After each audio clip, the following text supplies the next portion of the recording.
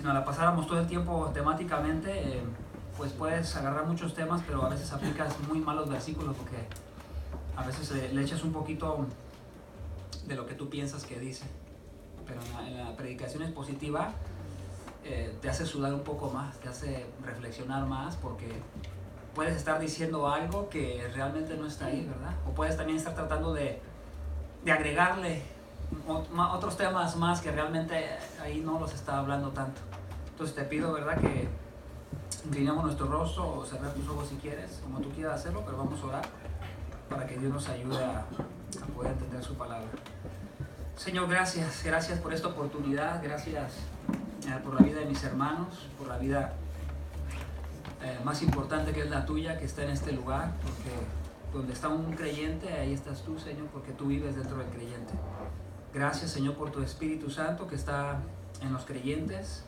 Gracias por tu iglesia, Señor, gracias por tu palabra. Ayúdanos a que podamos vivir no solo con pasión lo que estamos entendiendo de tu palabra, pero que lo podamos aplicar. Eso es lo más importante.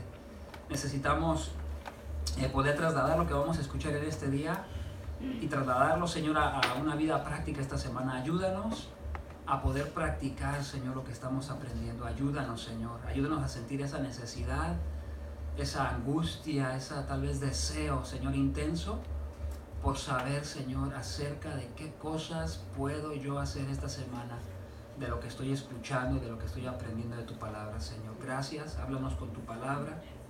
Ayúdame, Señor, a no poner de más, a no extenderme, Señor, lo que no está aquí. Ayúdanos, Señor. Te lo pido en el nombre de Jesucristo. Amén. Te vas a dar cuenta que tal vez haya cosas que sean bastante repetidas, redundantes, pero tienes que tomar en cuenta que estamos todavía en el mismo tema. Le sigue hablando al mismo grupo de personas. Acuérdate que había fariseos ahí, había una multitud, había posiblemente discípulos, creyentes, verdaderos creyentes ahí también. Entonces seguimos todavía en la misma circunstancia. Entonces tú vas a encontrar estas palabras del verso 33 y el 34 que hablan acerca de la luz. La vas a encontrar en los otros evangelios también. La vas a encontrar en Mateo. Y tú pudieras decir, bueno, Jesús está hablando en la misma situación. No, es una situación diferente. Vas a ver que la situación, el contexto, a quien le está hablando parece ser diferente. Por ejemplo, cuando vas a Mateo, les está hablando en el Sermón del Monte y específicamente parece que les está hablando más específicamente a sus discípulos, a los creyentes. Y también hay una multitud ahí. Pero en esta parte específicamente se está dirigiendo y haciendo mucho énfasis a una generación maligna, una generación perversa, dependiendo de la traducción de la Biblia, ¿verdad? Una generación que pide señales.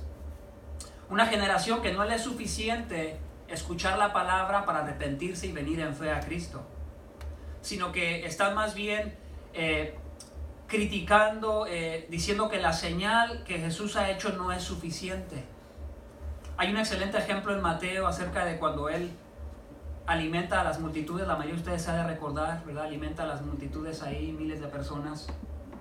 Entonces esta gente lo comienza a seguir. Y Jesús se dirige a ellos y Rabí, ¿dónde has estado? Te hemos estado buscando. Y Él, muy en seco, se vuelve a ellos y les dice, ustedes me siguen porque les di de comer. Y mis pensamientos en mi cabeza eran, bueno, Jesús, pero te están siguiendo por lo menos por el milagro te están siguiendo. Pero Jesús les dice, ustedes me están siguiendo por las razones equivocadas. Esa fue una de las primeras partes que yo leyendo impactaba mi corazón. Comencé a ver de repente a Jesús como alguien duro en el sentido de que hay mucha gente que posiblemente está siguiendo a Jesús. Y Jesús, ¿por qué era tan duro con ellos? Al final de todo ese capítulo, ¿verdad? Estos discípulos, se refiere a ellos como discípulos, les dicen ellos, ¿verdad? Estas palabras son muy duras de oír. ¿Quién las puede seguir? ¿Quién las puede practicar? Y se van.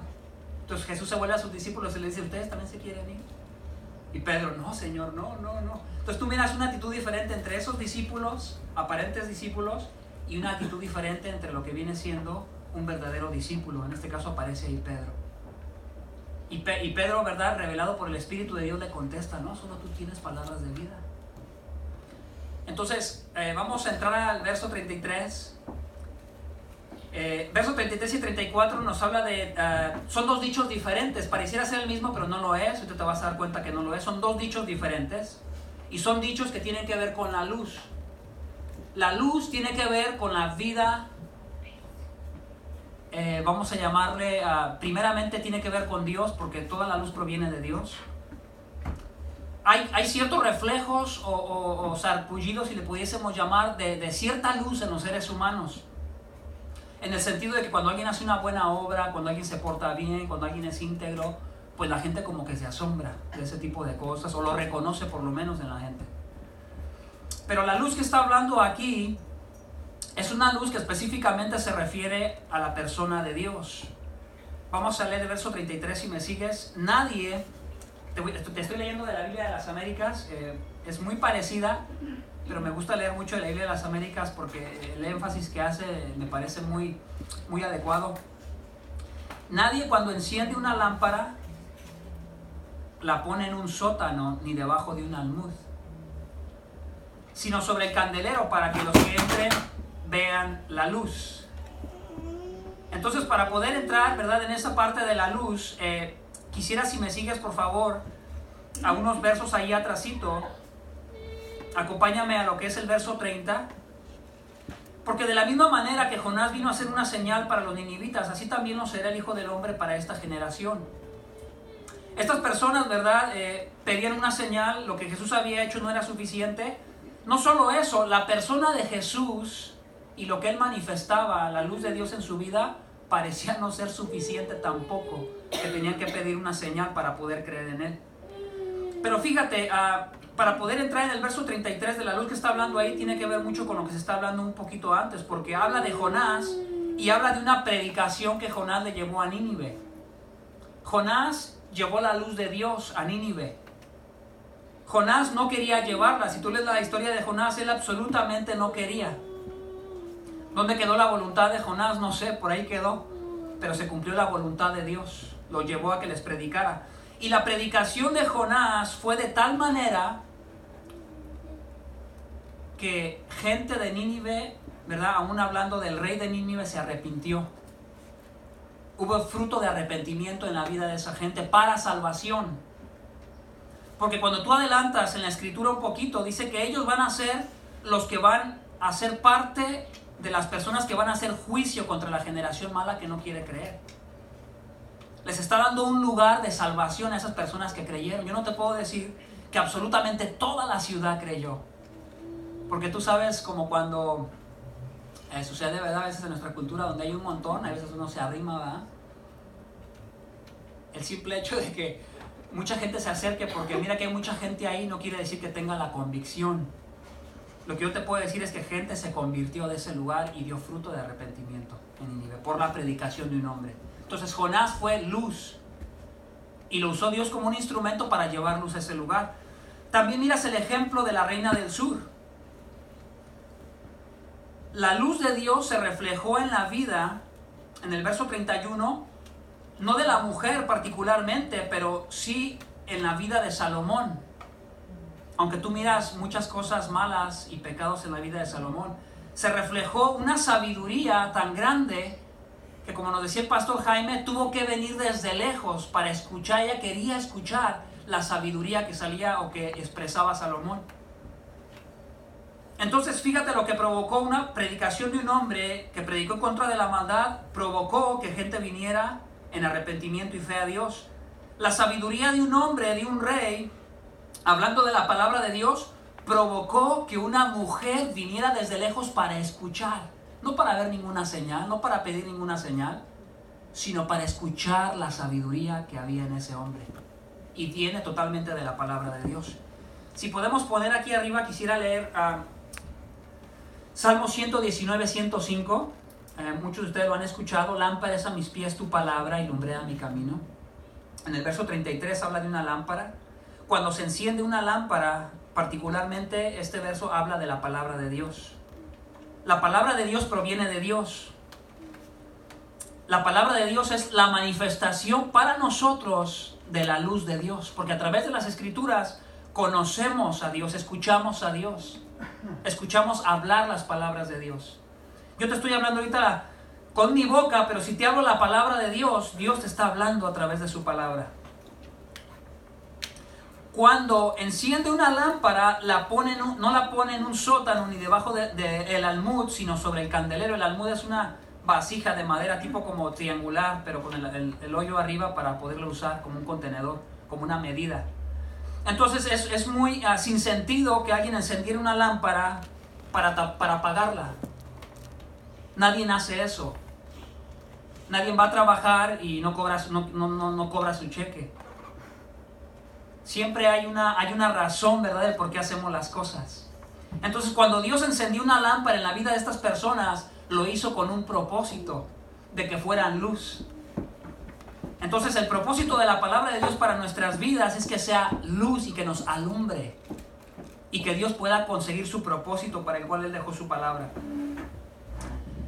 Otro verso, Proverbios 6:23. Porque el mandamiento es lámpara y la enseñanza es luz, y camino de vida las reprensiones que te instruyen. Comienza a mezclar la lámpara un poquito con lo que es la vida. Quiero también que leamos Juan capítulo 1, verso 4. Aquí particularmente habla de Jesús. En Él estaba la vida, y la vida era la luz de los hombres. Entonces, en el verso 33 yo quisiera que tú pudieses entender que la lámpara representa la palabra de Dios, representa la luz de Dios que viene a través de su palabra, y también muy específicamente representa una segunda cosa, la palabra de Dios reflejada totalmente en la vida de Jesús. Nosotros posiblemente reflejemos en ocasiones o parcialmente, si le podamos llamar de esa manera, pero la persona de Jesucristo reflejó y refleja totalmente la palabra de Dios, la gloria de Dios en su vida. Y eso lo podemos ver más adelante en 2 Corintios. Voy a seguir leyendo en el verso 33. Dice: nadie la pone debajo de un almud, sino sobre el candelero, para que los que entren vean la luz. Entonces, tenemos un Dios, ¿verdad?, que está interesado en que las personas vean la luz, para que la luz les pueda resplandecer en su vida. Acompáñame al verso 34. Quiero hacer la diferencia en por qué el verso 33 es un dicho acerca de la luz. Comparándolo con el verso 34 es otro dicho, y Jesús lo va a relacionar con el primer dicho. Verso 34, la lámpara de tu cuerpo es tu ojo. Aquí la lámpara ya no es la palabra de Dios. Aquí habla de la lámpara del cuerpo del ser humano, de tu vida. Y dice particularmente que la lámpara de tu cuerpo es tu ojo. Lo que le da vida o entrada a tu cuerpo es la perspectiva con la cual tú miras. Cuando tu ojo está sano, también todo tu cuerpo está lleno de luz. Es como una prerrogativa, ¿verdad? Si tu ojo es bueno, pues vas a poder dejar que entre en la luz, pero si tu ojo es malo, no va a haber luz, sino que se van a quedar las tinieblas que ya tienes dentro de ti. Y quisiera leerte algunas cosas. Utilicé comentarios de una persona que se llama David Garland. No lo conozco mucho, pero me parecieron muy interesantes todo lo que él platicaba. Y quisiera mencionarte algunas de las implicaciones que tiene que ver la luz en el verso 33 y en el verso 34. O sea, ¿qué implicaciones tiene para nosotros? O sea, a mí, ¿de qué nos puede servir entender esto de la luz? Que la luz es una luz de Dios y que Luz está interesado en que no la escondamos, sino que la mostremos. Una de ellas, por ejemplo, es: no existe luz interior natural en el hombre. No hay ningún hombre que por sí solo tenga la suficiente luz en su interior o en su exterior para poder expulsar las tinieblas que hay en su vida. No tiene absolutamente nada el hombre en cuanto a luz en su persona para poder hacer algo al respecto en cuanto a sus tinieblas. Es necesario que él pueda ver hacia afuera y recurrir a algo externo que pueda expulsar sus tinieblas. Estas son las implicaciones de estos textos. Si la luz únicamente viene de Dios y no de ningún hombre, Si fuera por el hombre seguiría perseverando en su pecado porque él ama su pecado. Si Dios no interviene con su luz, el hombre jamás sería alumbrado. Porque estos textos te hablan claramente de que en el interior del hombre lo que hay es tinieblas. Del lado de Dios está su luz y del lado de Satanás están sus tinieblas. Las tinieblas no son de Dios y la luz no es de Satanás, la luz es de Dios. Y toda luz proviene absolutamente y totalmente de Dios. Todo lo bueno que tú puedas ver en alguien, y aún no puedo decir en una persona que posiblemente no crea en Dios y está haciendo cosas buenas, son el reflejo de la gracia común de Dios, de todo lo bueno que Él es. Y lo manifiesta en muchas cosas en este mundo. Pero no es porque el hombre tenga una luz propia. Te voy a poner un ejemplo muy sencillo. Tú puedes tener dos hombres que hacen absolutamente lo mismo. Te voy a poner el ejemplo de dos hombres que, por ejemplo, son honestos en sus impuestos. Un hombre de ellos puede ser un verdadero creyente y es honesto en sus impuestos. Y el otro hombre es un hombre que no tiene temor de Dios, pero aprendió posiblemente de disciplina de sus papás, posiblemente aprendió a ser honesto en sus impuestos también. Pero la diferencia es que uno lo está haciendo para la gloria de Dios y el otro no sabemos la razón por lo que lo está haciendo, porque no es para la gloria de Dios. Es para alguna otra gloria, posiblemente la de Él. Posiblemente exaltarse Él, decir que Él es bueno, que Él hace cosas buenas, etc. Entonces, esta implicación es muy interesante. Otras implicaciones: ningún ser humano tiene poder para expulsar sus tinieblas por sí mismo. Ningún ser humano es capaz de por sí mismo, ¿verdad?, arrancarse lo que está en su interior que le estorba para poder conocer a Dios. No tiene el poder para hacerlo. Es por eso que Dios necesita ser luz y es por eso que Dios fue luz. ¿Por qué Dios tuvo que mandar a Jonás y mandó a un hombre que aún manifestó rebeldía para mandarlo a una ciudad que era muy perversa? Jonás se justificaba: es que son muy malos, son enemigos de nosotros. O sea, yo no sé exactamente cuál era la razón que Jonás tenía para no querer ir, pero hay bastante evidencia en las escrituras que eran una generación bastante mala.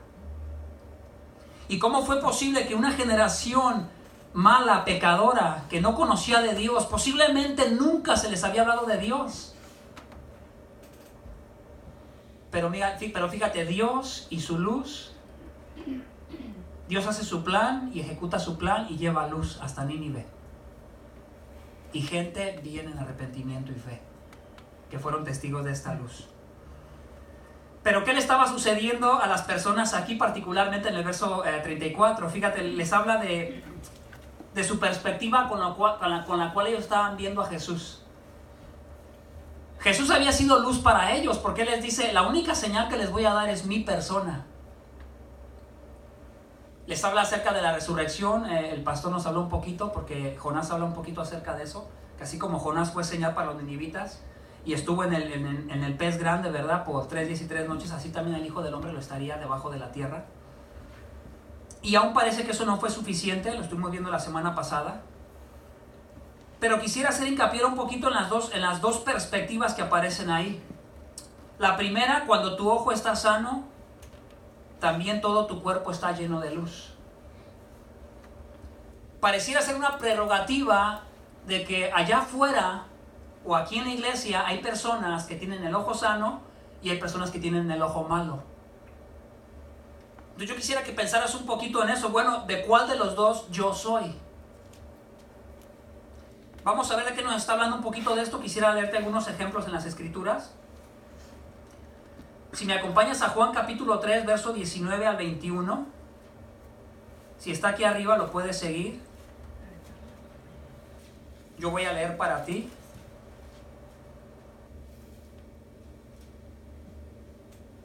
Y este es el juicio: que la luz vino al mundo. ¿Quién es? Jesús, el Hijo de Dios. No se puede tener mayor luz que esa. No puede haber luz más intensa que la persona de Jesús. Toda la gloria de Dios irradiando y reflejándose totalmente en la vida de Jesús. Colosenses te habla de Jesucristo, Dios mismo encarnado. Vino al mundo y fíjate, y los hombres amaron más las tinieblas que la luz, pues sus acciones eran malas. Pregunta, ¿cuántos de nosotros no hacíamos cosas malas? ¿Y cómo es que ahora estamos aquí? Entonces, otra pregunta, ¿cuál es el grado de maldad, el nivel de maldad al que yo tengo que llegar para que ya no quiera nada con la luz cuando se me predica la luz y se me predica el evangelio, o cuando yo le predico a alguien acerca de la luz de Dios en la faz de Jesucristo? Estos versículos para mí, cuando yo comencé a conocer un poquito de la doctrina sana, para mí eran una cuestión de que no me dejaban dormir. ¿Ves? Entonces, para mí tienen una implicación bastante profunda. Solo que a veces nosotros no nos detenemos mucho en esas cosas, pero hay una implicación demasiado profunda. ¿Cuál es la implicación? La implicación que estos versículos tienen es: todos estábamos en tinieblas. La gente que estaba en Nínive era una generación muy mala. Yo no puedo decir entonces que el nivel de pecado en Nínive era muy bajo. ¿Y por qué Nínive no rechazó a Dios igual que los fariseos? Entonces, no hay tal cosa como un grado de pecado, de diferentes grados de pecado, como para que tú digas, como su grado de pecado está muy alto, por eso siempre rechaza a Dios. Y yo lo tengo más bajo y por eso acepté a Dios. Te tendría yo que aplaudir, ¿verdad? Te tendría que aplaudir y darte un cierto tipo de honor a ti, o de una pequeña gloria a ti, porque tú fuiste más inteligente para recibir a Dios. Sigamos leyendo. Porque todo el que hace lo malo odia la luz. Por eso les pregunté cuántos de ustedes hacían cosas malas antes de venir a Dios o de creer en el Evangelio de nuestro Señor Jesús. Y no viene a la luz para que sus acciones no sean expuestas. Pero el que practica la verdad, aquí hace el cambio, el ojo malo y luego el ojo bueno. Pero el que practica la verdad viene a la luz. ¿Cuántos de ustedes practicaban la verdad cuando vinieron a Dios? Si usted levanta la mano, voy a decir mentiroso.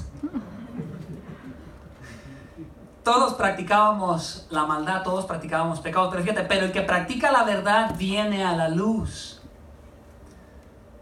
Nota lo que dice aquí: para que sus acciones sean manifiestas que han sido hechas en Dios. No dice en ti mismo, en Dios. La persona donde Dios ha hecho algo y ha manifestado su luz y su obra en la persona, entonces la persona puede venir en arrepentimiento y fe porque se le ha expuesto su pecado. Se le ha dado suficiente luz, y la luz no es del hombre, es de Dios. Y lo que Dios hace con esta luz es venir y afectar el interior de la persona.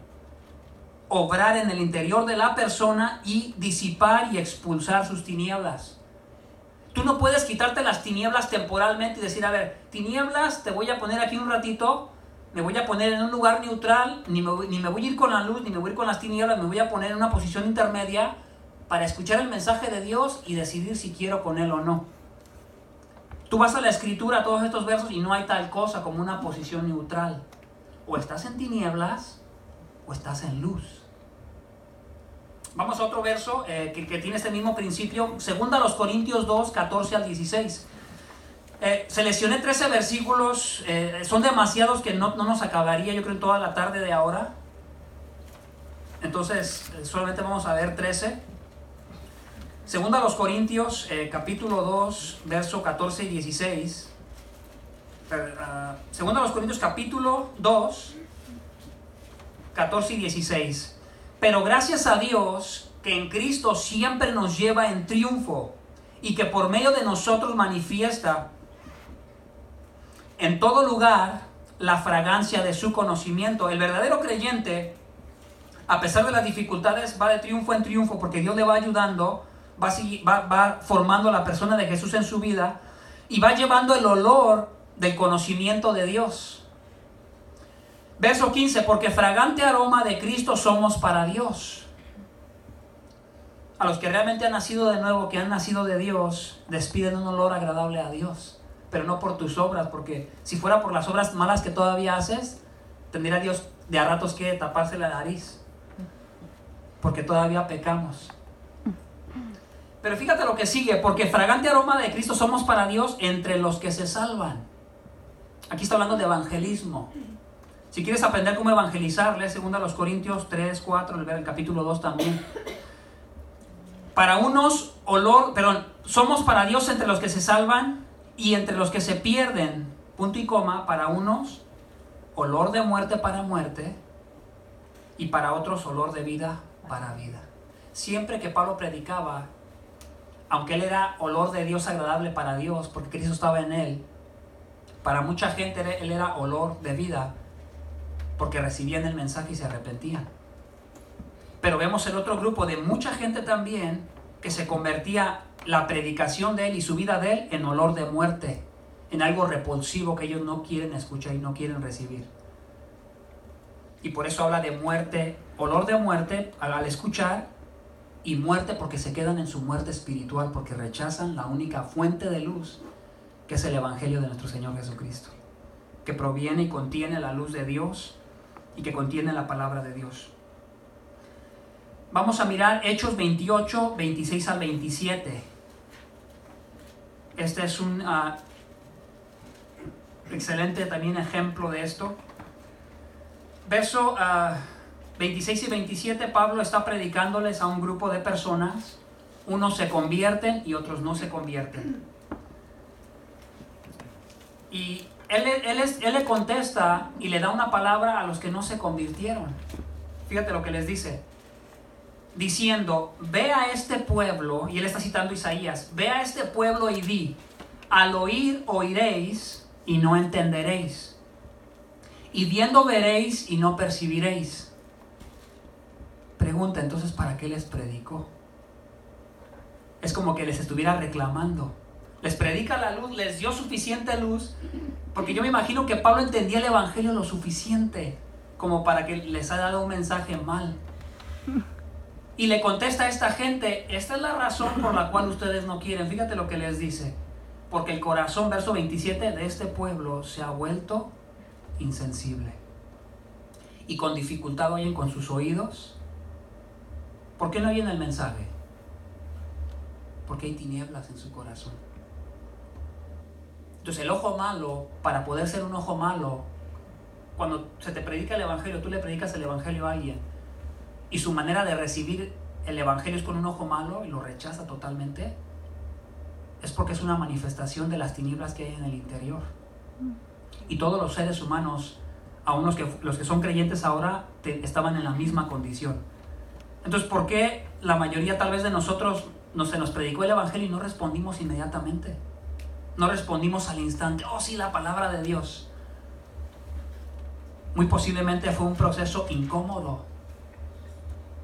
Fue un proceso que te incomodó, ¿verdad? Por tu pecado. Te disgustó posiblemente lo que estabas escuchando cuando te hablaban acerca de Jesús. Y con dificultad oyen con sus oídos y sus ojos han cerrado, punto y coma. No sea que vean con los ojos y oigan con los oídos y entiendan con el corazón y se conviertan.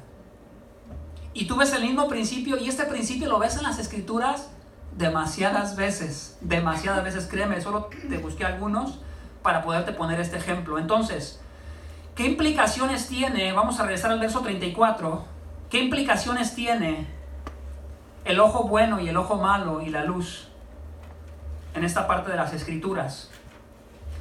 Que el hombre tiene la responsabilidad de volverse a esa fuente de luz que es Dios. El simple hecho de que Dios sea soberano no exime o justifica al pecador. Entonces, si Dios es el único que puede hacer que brille la luz en mi interior, disipando mis tinieblas, para que yo pueda responder al mensaje de luz que Él me trae, entonces Él es el responsable. Y tú vas a ver que la Escritura no te exime. Antes bien, la Escritura siempre predica las dos. Predica la responsabilidad que tú tienes por tu pecado, y le da toda la gloria a Dios por todo aquel creyente que viene al conocimiento de la verdad. Tú nunca vas a encontrar en las Escrituras, y los que escogieron a Dios, y los que se decidieron por Dios. Es totalmente al contrario. Siempre Dios escoge en la Biblia, siempre. Siempre da toda la gloria absolutamente a Dios. Hebreos 3 se lo leemos cada domingo. No sé qué tanta importancia le das a ese verso. A mí cada vez que lo escucho me hace pensar nuevamente. Bueno, ¿quién hace las cosas? ¿Dios o yo? Y Hebreos te habla en el capítulo 13, los últimos versículos, de que es Cristo obrando en el interior, disipando las tinieblas, para Él poder tomar el lugar de luz en el interior de una persona. Entonces, ¿qué otras implicaciones tiene esta parte del ojo bueno y el ojo malo?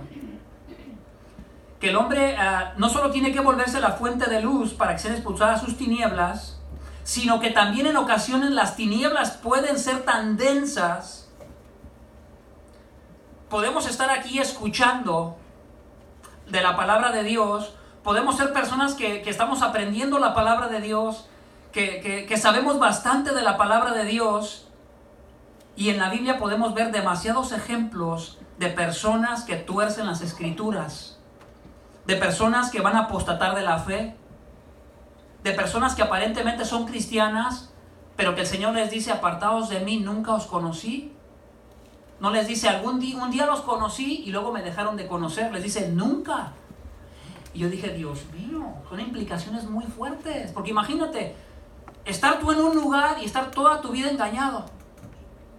Que estás bien con Dios, que eres salvo, que tú y Dios son como ese dicho en español, ¿verdad? Como uña y mugre, bien juntitos.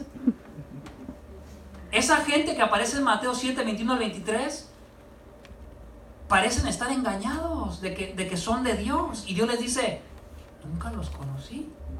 Totalmente opuesto a Efesios, ¿verdad? Cuando dice, desde antes de la fundación del mundo te conocí.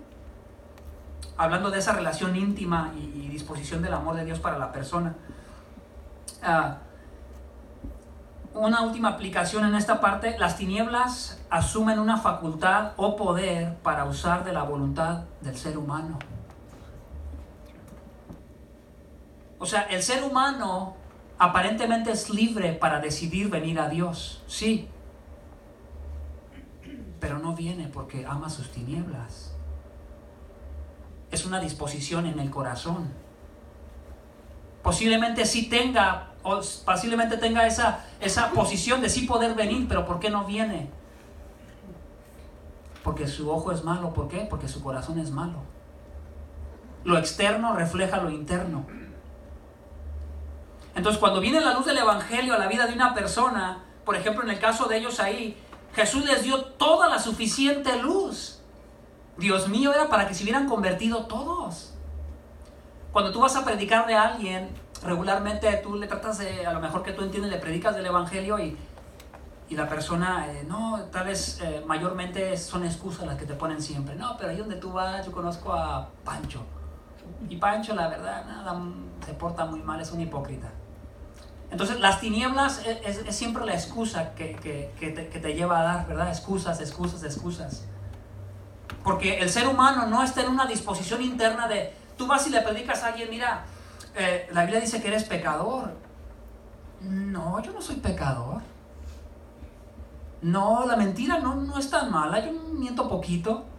No, la pornografía no es tan mala, depende a qué edad la veas. O sea, las tinieblas son tinieblas y por ser tinieblas están totalmente ciegas a la luz. La luz se les manifestó, pero parecía que reinterpretaron la luz, no la entendieron. Porque la condición y la disposición de su corazón son tinieblas. Y ahorita más adelante vamos a ver la esperanza. Pareciera que estoy quitando toda esperanza, ¿verdad? Entonces, ¿cuál es la esperanza del hombre? Si hay esperanza, porque Nínive se arrepintió. Si hay esperanza, porque aquí hay gente sentada. Amén. Hay esperanza para salvación a todo aquel que cree. Vamos a pasar a la segunda parte, a los otros dos versículos, versos 35 y 36. Mira pues que la luz que en ti hay no sea oscuridad. Parecía que estos hombres, particularmente la gente religiosa, estaba engañada. Nota las palabras, mira pues. Cuando habla de mirar es mira de examinar, de evaluar. Echa una mirada al interior de tu persona. ¿A poco yo me debería de examinar como cristiano? Segunda a los Corintios, capítulo 13, si me puedes acompañar, versículo 5. Ustedes se acuerdan de la iglesia de los Corintios, ¿verdad? Una iglesia muy santa, ¿verdad? Una iglesia que reflejaba mucha santidad, mucho pudor. Eran los más compartidores cuando se trataba de la Santa Cena, ¿verdad? Eran los que luego disciplinaban a sus líderes cuando los miraban en pecado. Era totalmente lo contrario. Y fíjate lo que Pablo les dice, en ese contexto les dice, esta vez no voy a ir con una mano ligerita con ustedes, porque como que se están pasando. Los pecados que están sucediendo entre ustedes ya son como para cuestionarlos. En el verso 5 les dice, poneos a prueba para ver si estáis en la fe. Le está hablando a una iglesia. Examinaos a vosotros mismos. Hay unas versiones que te lo dan un poquito más bueno, más rico, se le puede llamar así. Pregunta, ¿o no os reconocéis a vosotros mismos de que Jesucristo está en vosotros? A menos de que en verdad no paséis la prueba. O sea que puede haber gente en la iglesia reprobada. Ahora, con esto no es para asustar a nadie. Yo te estoy diciendo, es que tú no eres, y te lo estoy tirando para ti. Porque es muy fácil, hay veces, decir cosas desde acá de arriba que tú las puedas querer tomar personal, pero es porque la Biblia lo enseña. La Biblia te enseña, ¿verdad? Que tú puedes estar en la iglesia mucho tiempo. Y si llega un momento donde tú te vas, la razón no es porque te enfriaste por el pecado. La razón que la Biblia te enseña es porque nunca fuiste de Dios. Porque ¿dónde quedaría la obra del Espíritu Santo que está obrando en el interior del creyente? ¿Qué tendríamos que decir de la gloria del Espíritu Santo? Entonces, que no está haciendo mucho en tu vida. Han sido puros méritos y obras cristianas de tu oración y de tu lectura de la palabra, pero ¿qué no es el Espíritu Santo el que te estimula? ¿No es el Espíritu Santo cuando fallas el que te redarguye de pecado? ¿No es el Espíritu Santo el que obra en tu interior poniendo el querer como el hacer? ¿Dónde queda la obra de Dios? Eso es una cosa que a mí me impactó. ¿Qué magnitud realmente le estamos dando o valor a la presencia de Dios en la vida de una persona? Es por eso que cuando una persona viene a Cristo y realmente se arrepiente de su pecado, de lo que está practicando, es algo que no va a poder esconder. Y hago referencia otra vez a una lámpara. Cuando Dios enciende una lámpara, podrás seguir pecando en la vida de esta persona, pero vas a notar algo en la persona. Tú no puedes decir que alguien recibió la luz del Espíritu Santo en su interior y como que no está seguro todavía, como que no está seguro si le sucedió algo o no. Más bien no entiende muchas cosas, pero lo que sí ha entendido es que algo le sucedió en su interior.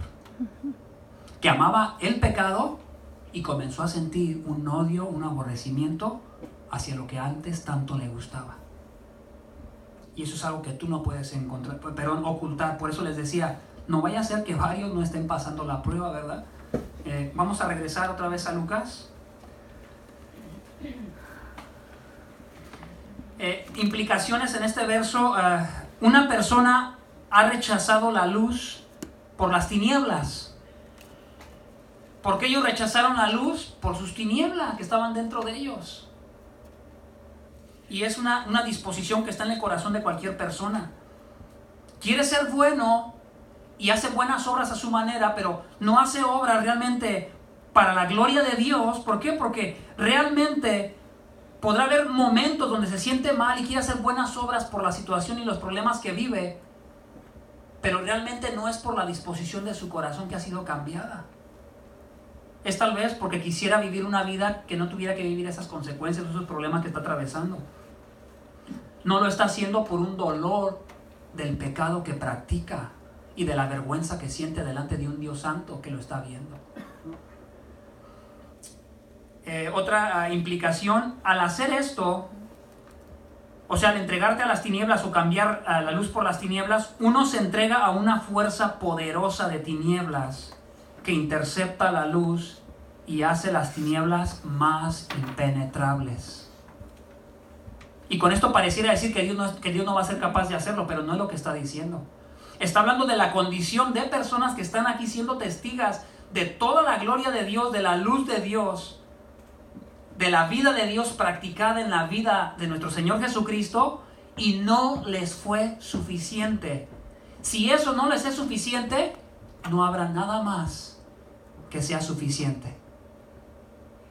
Por eso tú vas a Juan capítulo 3 y habla, este es el juicio.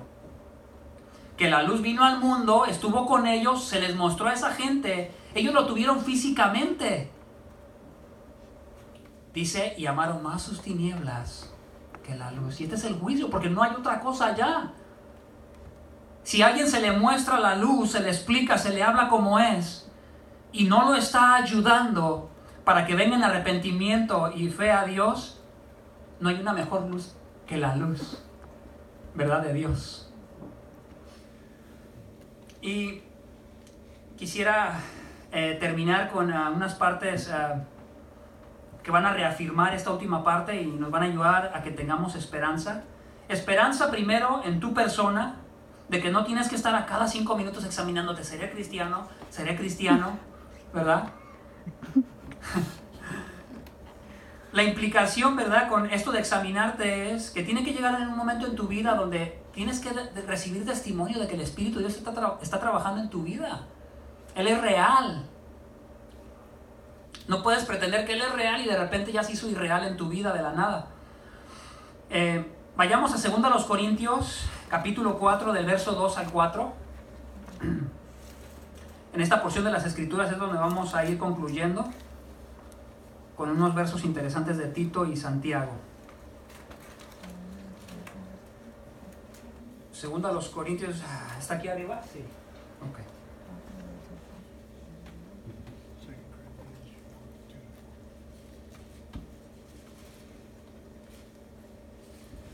Es uno de los versículos para mí más profundos también, difíciles de entender así a primera instancia, pero ahí está. Voy a leerte un poquito desde arriba para que entendamos desde el verso 2. Sino que hemos renunciado a lo oculto y vergonzoso, no andando con astucia ni adulterando la palabra de Dios, sino que mediante la manifestación de la verdad nos recomendamos a la conciencia de todo hombre en la presencia de Dios. Ellos decían, también lo dice en otras partes de ahí de 2 Corintios capítulo 2, dice, nosotros cuando predicamos el evangelio, la palabra de Dios, no nos andamos ahí presumiendo delante de la gente. Vean a Pablo, vean a Apolos, vean a Pedro. Ellos sí son predicadores de verdad. Nunca se andaban presumiendo, no andaban hablando de ellos, nunca. De hecho, Pablo, tú miras su vida y no se parece mucho a la de los hombres famosos ahora del tiempo de ahora. Pero fíjate que él habla de que cuando él predicaba el evangelio no adulteraban la palabra, pues es que ellos, si nosotros tenemos la escritura y tenemos la oportunidad de recibir la luz de Dios, imagínate a Pablo que se le apareció y brilló la luz delante de él con intensidad. Pablo era un fariseo y posiblemente con las mismas ideas y argumentos que estos hombres tenían aquí. ¿Y cómo fue que las tinieblas de Pablo se disiparon? Pablo no iba con una disposición en el corazón, bueno, si Dios se me aparece me voy a convertir. Él iba con una intención mala en su corazón a matar cristianos. Y Dios lo para en seco. Y brilla de tal manera y con tal intensidad que le dice, ¿quién eres? ¿Quién eres? ¿Qué quieres de mí? Ahora vas a hacer lo que yo te digo. ¿Dónde quedó la voluntad de Pablo? Fue cambiada por una predisposición en su corazón, porque su interior es cambiado. Entonces puede ver la luz. Entonces podemos ver cómo no hay tiniebla que sea Dios incapaz de quebrar. Y un excelente ejemplo, el ejemplo de Pablo, como un hombre fariseo y un hombre duro, igual que estos hombres que aparecen aquí. Dice, sino que mediante la manifestación de la verdad nos recomendamos, ya leí eso, perdón, verso 3. Y si todavía nuestro evangelio está velado, él predicaba el evangelio y aún él predicándolo, había mucha gente que aunque por muy bien que él predicara, estaba ciega al evangelio. Gente que se convertía y gente que no se convertía. Fíjate, y si todavía el evangelio que les predico, se los predico bien, se los enseño sin presumirme yo, predicándoles la palabra sin adulterarla, y si todavía están ciegos, para los que se pierden está velado. siguen en tinieblas, siguen en perdición. Verso 4, en los cuales el Dios de este siglo, perdón, de este mundo, ha cegado el entendimiento de los incrédulos. Nota esto, para que no vean el resplandor del evangelio de la gloria de Cristo. Dios mío, entonces ¿cómo van a ver el evangelio si lo están cegando? La luz de Dios en el evangelio, en las escrituras, es tan intensa, y cuando comienzas a mirar las escrituras dices, qué glorioso es Jesús, qué grande es mi pecado, soy un pecador, pero qué glorioso es Jesús que me puede salvar. ¿Y cómo es que no lo miramos? Porque estamos ciegos. Una predisposición en el corazón lleno de tinieblas. Porque no nos predicamos a nosotros mismos, sino a Cristo Jesús como Señor y a nosotros como siervos vuestros por amor de Jesús. Verso 6 hace el cambio y hace toda la diferencia. Pues Dios, ¿quién? Dios. Dios. Dice, pues el hombre. No. Pues el hombre que abrió su corazón a Dios. No. Pues el hombre que dispuso su interior para que, o el hombre que cambió su ojo malo, lo cambió a un ojo bueno, para que entonces ahora, ¿verdad? Pueda recibir de esa luz y se pueda llenar de luz. Fíjate lo que dice, pues Dios, que dijo que de las tinieblas resplandeciera la luz. Nota estas palabras, dijo. ¿Qué está citando aquí la escritura? Génesis capítulo 1, verso 3. Cuando tengas tiempo en tu casa, ve, léelo. Cuando Dios está creando el mundo, Dios no le dijo a las tinieblas, hablaba de desorden y de tinieblas, por favor, si ustedes quieren que yo cree luz, por favor, quítense, ¿verdad? Para que yo pueda hacer luz. Él simplemente ordenó, Dios ordenó, sea la luz, y la luz disipó las tinieblas. Dios creó con su palabra, con la palabra de su poder, creó luz, habló la luz y la luz obedeció y se hizo luz. Entonces, ¿qué es lo que tiene que suceder? Necesita el interior ser cambiado. Necesita en el interior del hombre haber un resplandor de la luz de Dios para que sus tinieblas sean totalmente disipadas y resplandezca la luz de Dios en el interior. Es como un cuarto oscuro, y de repente a ese cuarto oscuro le prendes al switch y se creó luz, no en la palabra, se creó luz dentro de la persona, y a la persona recibir luz interna, entonces comienza a ver con sus ojos. Y no pretendo con esto ignorar la dificultad de este texto, la intensidad que hay ahí, porque hay una intensidad. Es por eso que cuando tú le dices a alguien que Dios es un Dios soberano, no puede ser, no puede ser, no puede ser. ¿Por qué? Porque ya vienes con una mentalidad muy centrada en ti, y que eso no puede ser, porque no, o sea, como no puede ser y no siento en mi emoción que sea así, la escritura no puede estar diciendo eso. Ok, pero aunque tú no sientas, ¿qué dice el texto? Es muy fuerte, es muy obvio el texto. Entonces yo le decía a una persona, entonces no entiendo qué es lo que tiene que pesar más, tu opinión de tus sentimientos, de cómo te sientes hacia que Dios es soberano, o tiene que importar más lo que dice el texto. Yo te pido que tú seas juez de ti mismo. ¿Qué va a pesar más para ti? ¿Lo que enseña el texto? ¿La importancia del texto, donde está metido y que enseña el contexto? Y no con esto quiero decir que nos vamos a convertir como si todos fuéramos unos eruditos, ¿verdad? Como, ¿cómo le llaman en las películas? Como una persona con lentes y que es muy sabio, ¿cómo le llaman? Nerd. ¿Cómo? ¿Un nerd? Como un nerd, ¿verdad? Y no pretendo que, es que estamos sobre el conocimiento nada más. No, lo que digo es, ¿qué dice el texto? Y si lo que dice el texto lo está diciendo, ¿tú qué vas a hablar? ¿Tú qué le vas a compartir a la gente? Dice, es el que resplandeció en nuestros corazones.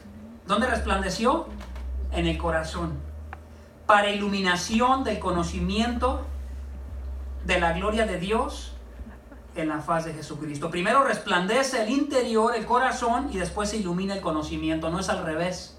El interior del hombre, en el interior del hombre pecador, aún de nosotros, si estuviésemos en una condición donde no estamos muy convencidos si hemos nacido de nuevo, si realmente nuestro interior se duele por el pecado que todavía practica, esto debe de hacernos reflexionar y hacernos tener una esperanza. ¿Y cuál es esa esperanza? Que tenemos la responsabilidad de venir a Él en arrepentimiento y fe. La respuesta siempre va a ser la misma. Bueno, entonces, ¿cuál ¿Cuál es mi situación? Bueno, si tú estás dudando, si tú estás pensando tal vez que no sabes si eres salvo, bueno, entonces ven a Cristo. Ven a Cristo, reconoce tu pecado.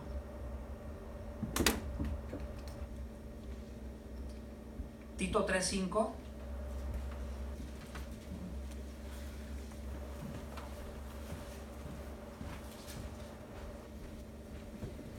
Él nos salvó no por obras de justicia que nosotros hubiéramos hecho.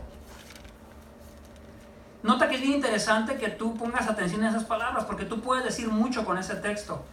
Es que sí, entiendo que no hice nada para que Dios me aceptara, pero ahí particularmente es interesante notar lo que dice el texto. Él nos salvó, Él está hablando particularmente de que tú no hiciste nada particularmente para recibir luz de Dios. No hiciste absolutamente nada, no hubo nada que tú colaboraras, que tú ayudaras. Él nos salvó no por obras de justicia que nosotros hubiéramos hecho, sino conforme a su misericordia, por medio del lavamiento de la regeneración y la renovación por el Espíritu Santo. Entonces, cuando Dios salva a alguien, Dios regenera. ¿Y cuál es el medio que Él usa? Usa la palabra de Dios. Y la palabra de Dios, vamos a mirarlo en Santiago 1:18, hace mucha referencia también a Tito, pero ahora mete la palabra de Dios. Veámoslo, Santiago 1:18.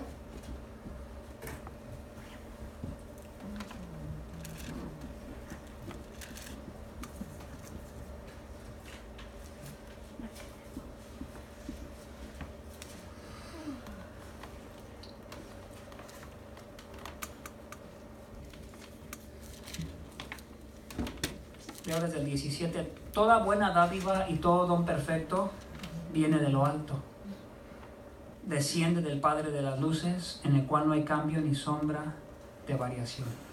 O sea, toda la luz que pueda haber en un hombre para reconocer su pecado y venir a Cristo, proviene de Dios.